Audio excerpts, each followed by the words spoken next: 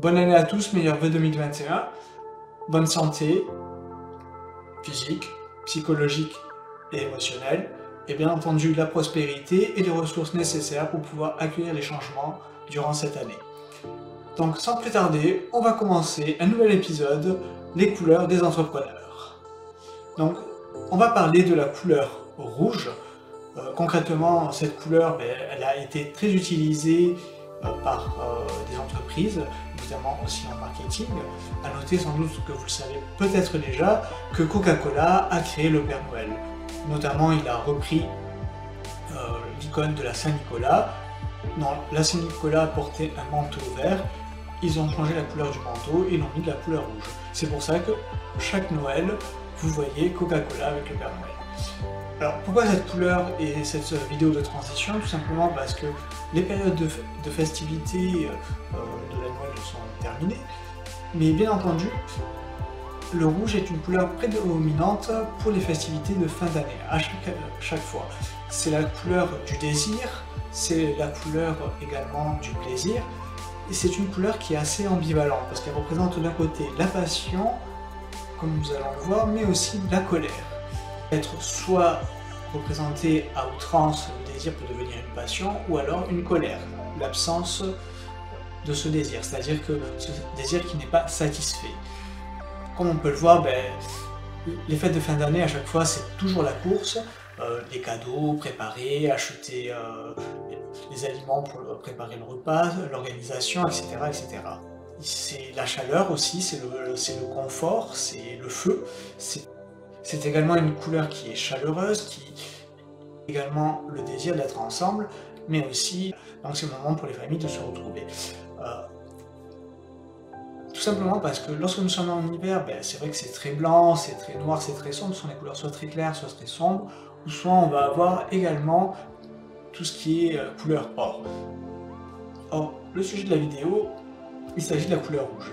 Et c'est une couleur qui a été rajoutée sur l'aspect marketing. Donc on termine une année avec la couleur rouge et on va tranquillement aller encore une fois vers cette couleur avec la Saint-Valentin qui peut être dans pas longtemps, c'est-à-dire en février, où la couleur rouge aussi déclenche les passions et c'est également le symbole de l'amour, entre autres. Donc ce qui est très important, c'est de voir un petit peu comment cette couleur elle est un petit peu présente dans notre quotidien, également dans notre calendrier, dans notre société, dans notre civilisation. Le désir est une construction mentale, donc cognitive et émotionnelle avec des sensations que potentiellement en possédant, en ayant telle ou telle expérience, le désir d'avoir cette expérience-là va nous procurer telle ou telle émotion, sentiments, etc. Le problème, c'est que le désir, lorsqu'on prend par exemple la symbolique la plus simple de la couleur rouge que sont la colère et la passion, la colère c'est un rapport par rapport à soi, en réalité, et la passion c'est également la passion par rapport à soi, c'est-à-dire que soit ce désir est devenu tellement puissant que vous avez perdu le contrôle et c'est devenu une passion, et donc c'est cette passion qui peut vous dévorer, et à l'inverse, si ce désir n'est pas satisfait, donc vous pouvez être en colère. Ensuite, on peut avoir un autre axe, ça peut être envers les autres. Soit ça peut être de la bonté, en hauteur, c'est-à-dire que je suis ravi que cette personne elle ait réussi, je suis ravi pour elle qu'elle ait une bonne santé, qu'elle ait une belle voiture, etc., etc., qu'elle ait fait telle ou telle expérience. Et ça peut être aussi à l'inverse, toujours envers les autres, donc en dessous, un peu plus bas, ça peut être de la jalousie, être envieux, etc. Donc ça, le désir, c'est quelque chose qu'il faut vraiment comprendre et contrôler. Le désir, par exemple, si ce désir n'est pas comblé, on peut être anxieux, c'est-à-dire cette anxiété par rapport à comment je pourrais avoir ce désir, et finalement on s'aperçoit que l'anxiété va nous rappeler qu'on ne peut pas avoir ce désir, finalement ce désir ne peut pas se manifester, ne peut pas être créé, ne peut pas être assouvi, entre guillemets. Ou alors on peut avoir un détachement, c'est l'opposé. Et j'irai même un petit peu plus loin, le dernier axe qu'on pourrait voir également aussi avec le désir, c'est le fait que vous avez soit le désir de vivre, ou soit le désir de mourir, malheureusement. Voilà. Le désir, en fait, c'est ce qui nous rend vivants, c'est ce qui nous fait agir, c'est ce qui nous fait converger nos ressources nos intentions, nos sentiments, nos émotions vers quelque chose. C'est ce qui nous fait progresser.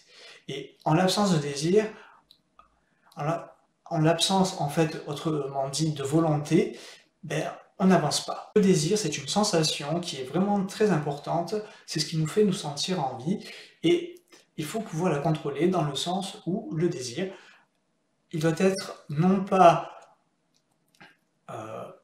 soudain, mais il doit être étalé dans le temps, doit être planifié dans le temps, de façon à pouvoir accueillir de manière progressive toutes les sensations, les émotions que va nous procurer tout ce chemin pour obtenir telle ou telle chose. Et ça, c'est très important. Voilà. Donc, effectivement, c'est bien évidemment une couleur ambivalente. Donc, je vais reprendre l'exemple. Vous voyez une personne qui a une belle voiture, ben, soit vous pouvez éprouver de la bonté pour elle, soit vous pouvez être en colère, soit vous pouvez être en détachement. En fait, vous êtes un petit peu dans le déni, quelque part aussi. C'est un petit peu plus complexe, mais voilà. Et vous pouvez être aussi jaloux. Donc, ou alors, vous pouvez vous dire, je suis content pour lui, j'aimerais bien moi aussi avoir ce genre de véhicule, ou autre. Peut-être le costume, ou la robe si vous êtes une femme, ou ses bijoux, peu importe. Ou partir en voyage à tel ou tel endroit. Donc le désir, c'est vraiment une impulsion qui doit être comprise, accueillie et contrôlée, et surtout, elle doit trouver son équilibre à travers l'aspect cognitif, c'est-à-dire l'intellect, mais aussi l'aspect émotionnel, parce que l'un sans l'autre ne permet pas d'être équilibré, et donc d'être dans le contrôle. Tout ce qui est rouge, tout ce qui est marketing, ça va attirer les enfants, donc c'est le plaisir instantané. Ça reprend un petit peu l'épreuve du marshmallow. Donc du coup, est-ce que la personne sera en capacité de retarder son plaisir, donc son désir, et donc de construire quelque chose?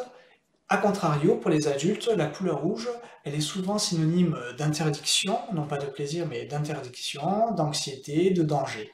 Vous voyez que cette même couleur, suivant à quelle période vous vous trouvez dans votre vie, elle peut être différente, bien évidemment la situation aussi, y est pour quelque chose. Mais regardez, la signalisation routière par exemple, on va voir des panneaux en rouge, interdiction, pas ceci, pas cela, pas faire ceci, etc., etc. Pareil en termes d'indicateurs. Alors là, en termes d'indicateurs, le fait que ça soit en rouge, c'est bien, dans le sens où ça nous permet de comprendre que là, il y a quelque chose qu'il faut corriger. Mais le problème, c'est qu'il ne faut pas attendre d'être dans cette période-là pour pouvoir justement agir et planifier. Ça, c'est très important. Donc, comment en fait cette couleur rouge se manifeste-t-elle dans des entreprises ou même dans la vie de tous les jours? Finalement, la journée elle ne va pas se dérouler comme on le souhaitait. C'est-à-dire qu'on va avoir une urgence qui va nous tomber sous le nez, entre guillemets, et du coup, il va falloir s'en occuper. Donc, tout ce qui est urgent, il faut s'en occuper. Sauf que là, par exemple, ça fait quand même un an qu'on est dans l'urgence, d'accord? C'est à force d'être dans l'urgence, en mode un petit peu survie, en mode un petit peu pas suspicieux, mais très en alerte. Donc du coup, être très en alerte, mais surtout d'être constamment en train d'être sur ses gardes, quelque part, par rapport à la maladie, à la peur, tout ça. C'est très important de faire le lien entre cet état d'alerte et la gestion des ressources. C'est pour ça que j'ai parlé du test du marshmallow. C'est très important de savoir en fait gérer ses ressources, qu'elles soient physiques, énergétiques, etc., toutes sortes de ressources, avoir des indicateurs pour savoir comment ils fonctionnent, être dans un aspect de surveillance, avoir un œil de surveillance sur ces notions-là, d'autant plus qu'à l'accoutumée. Pourquoi? Parce qu'on est dans une période qui est assez particulière. Mais au-delà de ça, ce qui est très important, c'est que cette couleur rouge, finalement, c'est au-delà d'être ambivalente, au-delà d'être à la fois positive et négative, c'est surtout pour moi un déclencheur, un trigger qui nous permet d'avancer. Alors, moi personnellement, j'ai très envie, j'ai ce désir d'être moi-même et de réussir, mais plus qu'à l'accoutumée, je suis en train de planifier plus finement en fait les différentes étapes, parce que comme c'est une énergie, comme c'est un sentiment, c'est très important en fait d'avoir cette capacité en fait de la réutiliser à bon escient. Voilà. Donc on a pu voir que, par exemple, il y avait beaucoup de personnes qui avaient réagi de manière impulsive, etc. Et ça, c'est pas top. Donc, ce qui est très important, si la personne, par exemple, elle va être en colère, il va falloir trouver un exutoire, avoir quelque chose de cathartique. Moi, par exemple, c'est peut-être les arts, les jeux, etc. Ou le sport aussi. Très important. Varier les plaisirs, d'accord? Très important parce que ça va vous permettre d'évacuer, mais aussi de transformer ses désirs ou ses frustrations. Et donc du coup, on peut aller dans un des travers dont je vous ai parlé. Ça peut être par exemple, si je vous parle de la bonté, vous avez tous entendu ceci, trop bon, trop con. C'est très français ça, hein. Voilà. Donc attention lorsque vous allez, si vous n'êtes pas équilibré, attention aux différents comportements que vous puissiez avoir, ou que vous pourrez avoir face à l'absence du contrôle du désir. Si vous êtes trop bon, vous pourrez vous faire avoir, quelque part. Vous êtes trop bon, trop con. Pareil par rapport à la jalousie. Ça, c'est très anxiogène, c'est très propre aux Français. On voit beaucoup ça, que les Français sont très jaloux des uns des autres. Ils sont pas du tout... ils sont très individualistes. On peut être individualiste tout en acceptant la réussite de l'autre. Enfin, l'un ne va pas forcément sans l'autre. Hein. D'accord? Le Français est jaloux. Peut-être une personne va avoir une belle voiture, elle va être jaloux ou jalouse. La maison, etc., etc. Ça, c'est très français, c'est waouh. D'accord? Ça, c'est une mentalité, ça, c'est un aspect qu'il faudrait, dans lequel je pense, avancer, progresser et travailler sur ses désirs. D'accord? Ça, c'est très important. Voilà. C'est-à-dire accueillir le fait que les autres réussissent, qu'on ne soit pas tous pareils, au même niveau, mais surtout qu'on a chacun son propre chemin. Ça, c'est très important. Et désirer son propre chemin, surtout. Très important. Et ça, c'est un petit peu plus... Lorsqu'on regarde de la passion, lorsque vous êtes dans la passion avec la couleur rouge, il y a plusieurs dangers, entre guillemets, aussi. C'est-à-dire que déjà, si vous êtes passionné, que vous êtes dans un environnement qui n'a pas la même passion que vous, votre environnement peut être hostile à votre passion. Également, par rapport à la couleur rouge, toujours, et la passion, c'est que lorsque vous êtes petit, la passion, c'est bien d'avoir une passion, mais quand vous êtes adulte, c'est pas bien. C'est comme, c'est bien la couleur rouge quand vous êtes petit, c'est le plaisir, tout ça, et quand t'es adulte, t'as plus le droit de plaisir, quelque part. Un peu bizarre. Mais bon, bref, voilà. Donc ça, c'est très important. Penser à se faire plaisir, penser au désir, c'est très important, toujours penser à soi. Également, la colère. On ne nous a pas appris à gérer la colère. D'ailleurs, la colère est une émotion qui est très importante. Elle nous montre ce qui nous plaît, ce qui ne nous plaît pas, ce qui nous convient, ce qui ne nous convient pas. Mais au-delà de ça, la colère, c'est une émotion qui, en France, à la différence de certains pays, par exemple le Japon, à une époque, le Japon, la colère était très bien, c'était très bien parce qu'elle devait être exprimée. Après, lorsque le Japon s'est occidentalisé, il n'était plus question pour les Japonais d'exprimer leur colère. Voilà. Alors qu'en France, je n'ai pas le souvenir qu'on ait eu cette occasion de pouvoir exprimer notre colère. D'ailleurs, justement, sois un bon chrétien, tends la joue droite, n'exprime pas ta colère, etc. etc. D'accord? C'est très catholique. Bref, ce que je veux dire par là, c'est que la colère, c'est une émotion tout à fait normale. C'est normal d'être en colère, moi aussi je le suis, comme tout le monde. On peut en avoir marre aussi de la situation, mais aussi de beaucoup de choses. Là, par exemple, moi, ce qui me met en colère, je vais vous le partager, c'est qu'on a perdu ce bon sens. Concrètement, on a perdu le bon sens, les gens sont très binaires dans leur raisonnement, très dichotomiques, en gros, soit vous êtes pour, ou soit vous êtes contre. Voilà, j'ai l'impression de regarder un petit peu Star Wars avec Obi-Wan Kenobi et Anakin Skywalker qui vont se friter, quoi. Si tu n'es pas avec moi, alors tu es contre moi. Seuls les Sith sont aussi absolus. Je ferai ce que je dois faire. Tu essaieras. Bon bref, Tout ça pour vous dire qu'à un moment donné, il faut retrouver un bon sens. On a le droit d'être en colère et d'exprimer en quoi nous sommes en colère, ça c'est très important. Mais aussi, il faut que la colère puisse s'exprimer dans un environnement contrôlé, transformer, exorciser entre guillemets, expulser cette colère, la transformer vraiment. C'est-à-dire à travers le sport, à travers trouver quelque chose d'exutoire, donc quelque chose de cathartique. Pour ma part, moi, ce sont les jeux vidéo par exemple, une partie. Il n'y a pas que ça, il y a le sport bien évidemment, il y a la lecture aussi, il y a des films, etc. Il y a l'art, le fait d'écrire, peu importe. Trouvez votre truc à vous, c'est très important. Voilà, ça c'est la colère. Et l'anxiété, c'est... je voudrais faire le lien aussi sur l'anxiété, c'est-à-dire que l'anxiété, je fais beaucoup de liens avec l'avidité, c'est-à-dire c'est l'absence du manque, c'est peur de manquer en fait, d'accord? Et il existe une pièce de théâtre quand même, l'Avare, hein, de Molière, si j'ai bonne mémoire, c'est, je crois qu'il ne veut pas qu'on lui prenne sa cassette, corrigez-moi si je me trompe dans les commentaires, merci, voilà. Donc, c'est assez intéressant de voir l'anxiété et l'avarice, comment ça peut être en lien, alors pas tous, hein. C'est-à-dire que sauf la personne qui est avare, c'est-à-dire qu'elle a réussi, qu'elle a du matériel, elle peut être anxieuse, mais une personne qui a rien, elle peut être aussi anxieuse. Voilà. Vous pouvez être passionné, anxieux, et vous pouvez être en colère et anxieux aussi, d'accord? Faut faire attention. Alors, l'anxiété est quelque chose de très particulier parce que c'est croire que ce n'est pas faisable, dans le sens où, entre guillemets, tous les signaux, tout ce que vous voyez, tout ce que vous pouvez percevoir, comprendre, réaliser, ne peut pas, entre guillemets, exister. Voilà.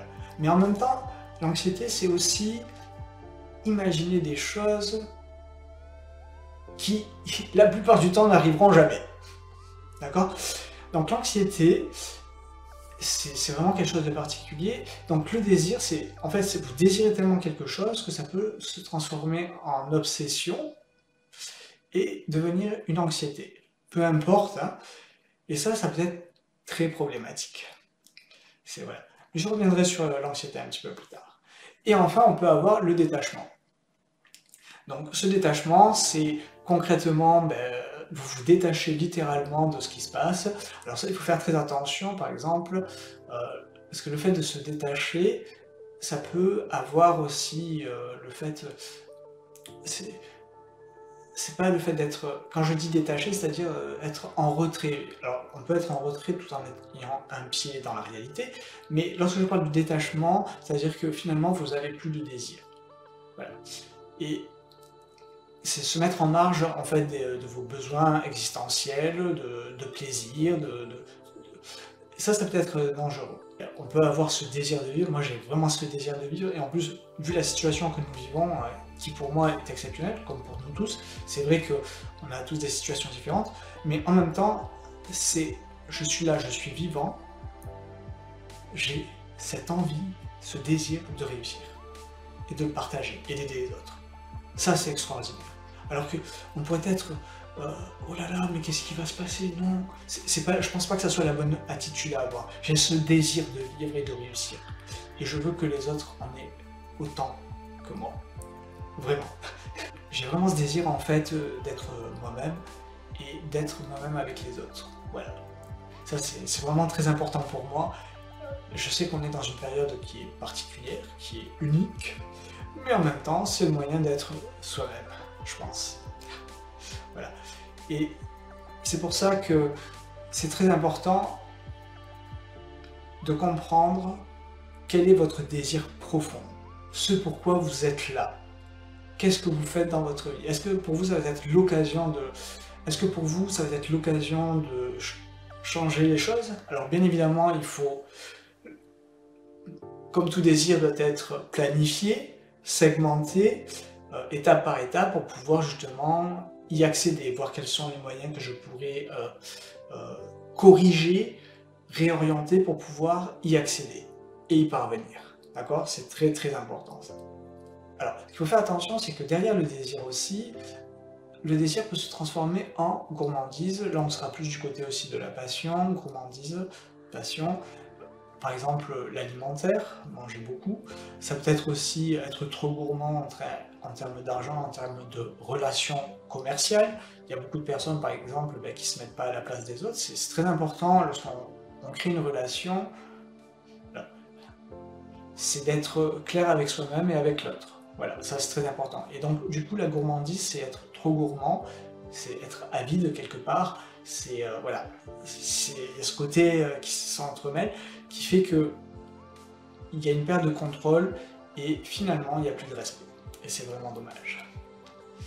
Donc, concrètement, lorsque nous sommes, en tant qu'entrepreneur, c'est très compliqué pour tout le monde. On ne sait pas trop vers quoi on va. Et moi, j'ai vraiment ce désir de contrôler ma vie déjà, premièrement. Donc, je la planifie. Très, très important. J'ai ce désir d'avancer, de progresser. Planification. Mieux contrôler nos sensations, nos émotions. Ça, c'est très important. Voilà. D'accord? Parce que finalement, on se rend compte que cette couleur rouge, et lorsque nous sommes dans une société civilisationnelle, telle que la nôtre, on s'aperçoit que, au nom de la sécurité, la couleur rouge devient l'interdit. Sauf que le rouge, c'est la vie, et en même temps nous empêche de vivre. C'est un peu bizarre. C'est très ambivalent comme couleur, comme je vous le disais. Donc, finalement, ça signifie l'urgence, ça signifie de régler des problèmes, ça signifie peut-être la suradaptation, s'il y a trop d'urgence, si on est toujours dans l'urgence, c'est pas bon, hein, clairement. Et surtout, ça signifie qu'il faut trouver la bonne solution. C'est surtout ça. Ça, c'est s'adapter de manière efficiente. C'est-à-dire employer un minimum de ressources pour accéder au même résultat. Et au meilleur résultat possible. Ça, c'est l'efficience. Ce qui est sûr, c'est qu'à force de se suradapter, on peut risquer le burn-out, on peut risquer l'épuisement de nos ressources psychiques, émotionnelles, physiques. Donc c'est très important d'entretenir tout cela. Également de se faire plaisir, de bien se contrôler, être encore plus attentif à soi-même, en fait, qu'à l'accoutumée. Pourquoi? Parce qu'on est vraiment dans une période qui est longue, et il faut retrouver le chemin du bon sens, de la logique, du désir et du plaisir, vraiment. D'accord? Ça, c'est très important. Il faut vraiment prendre soin de soi, c'est sans doute le moment le plus important, parce que, après ce que nous ayons vécu, il va falloir déployer d'autres ressources. Et il faut se ressourcer. Ça, c'est très important. Voilà. Donc, pour finaliser, finalement, la couleur rouge, on la retrouve également partout, notamment dans notre drapeau français, dans d'autres drapeaux de différents pays. Mais en ce qui concerne, nous sommes en France, nous sommes le drapeau bleu, blanc, rouge, le bleu du roi, le blanc de l'ecclésiaste, et le rouge des prolétaires, c'est-à-dire des travailleurs. Parce que la couleur rouge, c'est le symbole de la vie, c'est le symbole du sang, du cœur, du feu, mais c'est aussi le symbole du travail. Et oui, ça c'est la signification de notre drapeau, super. Voilà. Bon, sachant que nous allons rentrer prochainement dans l'année du buffle, tu bluffes Martoni. Tu bluffes, Martoni. Il bluffe. Pas sûr. Si, il bluffe là, ça se voit tout de suite. Pour le nouvel an chinois, le buffle est un animal de travail, est un animal de construction, c'est un animal qui doit préserver ses ressources, en fait. On met pas la charrue avant les bœufs, hein. Voilà.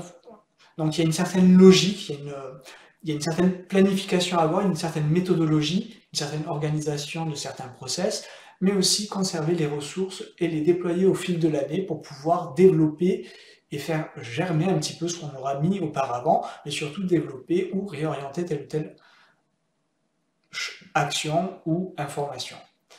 Donc le buffle, l'année du buffle dans laquelle nous allons rentrer, est un indicateur qui est très important, parce qu'une fois que tout sera terminé, il va falloir reprendre, entre guillemets, une activité normale.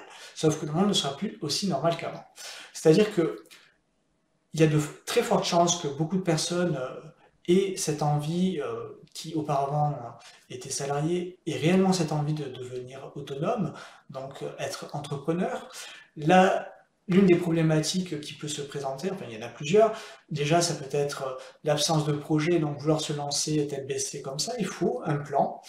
Ça peut être aussi un autre moyen de paupériser la population, de se paupériser nous-mêmes entre guillemets.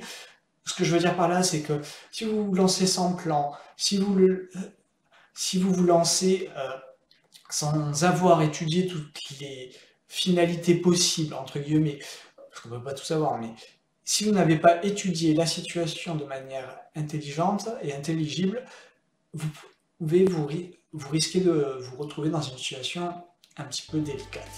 Donc je pense qu'il risque d'avoir beaucoup de personnes qui vont vraiment aller vers l'entrepreneuriat. Être entrepreneur, c'est avant tout gérer plein de choses. Voilà, c'est beaucoup d'urgence, hein, faut pas croire, on fait pas 5 heures de travail par jour, bien au contraire, on travaille beaucoup. Et lorsqu'on travaille en tant qu'entrepreneur, c'est qu'on doit se poser des objectifs, on doit planifier, on doit contrôler ce que l'on fait, on doit être vrai avec soi-même. Ça, c'est très important.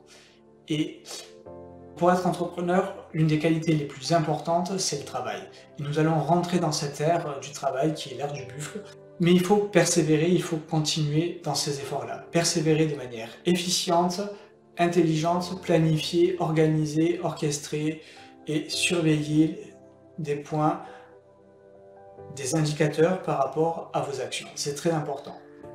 Dernière petite chose aussi, comme c'est le travail, c'est pas la notion de faire des efforts pour faire des efforts, c'est aussi être efficient, mais aussi respectueux de nos écosystèmes, de notre environnement, notre planète, des écosystèmes économiques et autres qui existent autour de nous, c'est-à-dire qu'il ne faut pas être frontal, prendre en considération l'ensemble des écosystèmes, et lorsque nous prenons en compte l'ensemble de ces écosystèmes, on essaie de trouver la juste place qui permette à chacun de s'épanouir et de préserver ces environnements qui sont interconnectés, tels que la planète, sur le plan écologique, parce que nous sommes très dépendants de notre planète, mais c'est nous qui la foutons en l'air, en partie, nous sommes tous responsables, mais il faut vraiment être efficient et respectueux de ces écosystèmes-là.